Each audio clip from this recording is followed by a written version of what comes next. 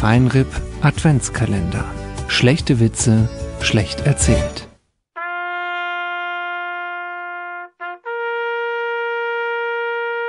Tag 23.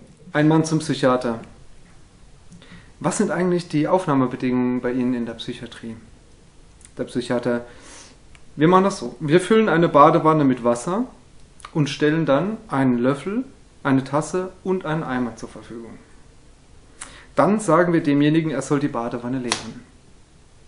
Der Mann: verstehe. Ein normaler Mensch würde natürlich den Eimer nehmen.